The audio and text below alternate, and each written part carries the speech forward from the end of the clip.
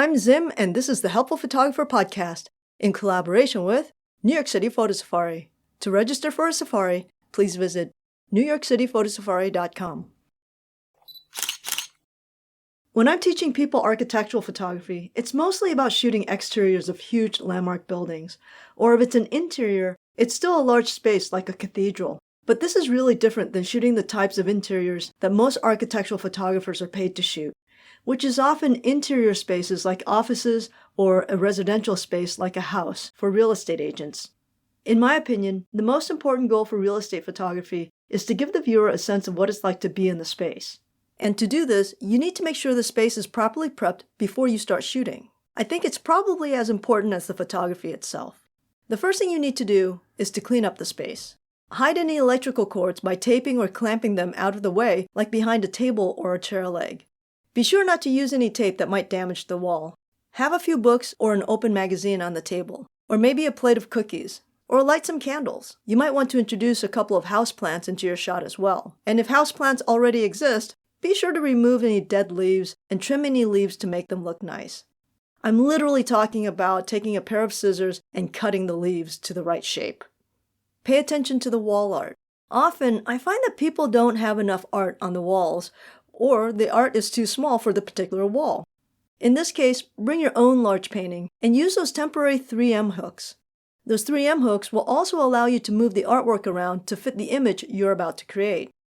Oh, and be sure to have the fireplace on, even if it's the middle of the summer. Otherwise, there's a dark hole in the middle of the room. The last thing you want to do is to vacuum the floor, but don't leave any vacuum lines in the rug. You might need to walk over the floor a couple of times, but remember, not too much. Don't leave any footprints. Although it's obvious the space should be clean and uncluttered, the key is that it still needs to look lived in. It shouldn't be so manicured that it looks like a museum. So there should be pillows on the couches, but they shouldn't look like they've been sat on. But on the other hand, there shouldn't be so many that you couldn't imagine sitting on the couch either. I often find that people have their furniture spaced too far apart, especially in a living room. As a result, this leaves a huge empty space in the middle of your photo. But before you start moving furniture, my suggestion is to decide which direction you want to be shooting from first, and then move the furniture for that particular angle. Many times you'll find the furniture needs to be placed at slightly odd angles to make the photograph look normal.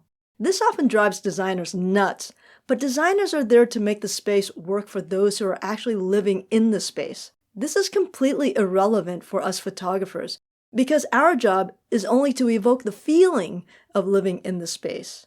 And more often than not, this requires moving the furniture closer together and placed at seemingly strange angles. To be clear, I'm not saying that it should look odd in the photo. No, it should look perfectly normal to the viewer of the photo. But it will just be odd for anyone who is standing in the actual room. One word of caution though. If there's anything valuable that needs to be moved, make sure the designer or the homeowner is the one moving it. And never walk on site without proper liability insurance. And I'm definitely not kidding. As for angles, the most surprising thing for me when I first started shooting architecture was the fact that so many interior shots were done while standing on top of a ladder. The key is that unless you're trying to capture something on the ceiling or a two-story space, you'll need to be about 6 feet or higher to give the viewer a sense that they're looking at the space at eye level. I've often found myself shooting at 7 feet or so. For the overseas listeners, that's about 2 meters. Amateur photographers very often just set up their tripods at chest height, and that's usually just too low of an angle. So along with your camera, you'll want to bring a stepladder and a tripod to your shoot. You'll definitely shoot with a tripod. Why? 2 reasons. You're going to be making a lot of adjustments to the furniture to make sure it's placed just right, and every time you do that, you need to check the camera angle. So it's best to have the camera set in a static position that you can return to over and over again. And oftentimes, you'll be shooting in the middle of the day with lots of light coming in through the windows, which means there's a high probability that you'll need to be doing some HDR. However, if you don't know what HDR is, you probably won't be doing this anyway.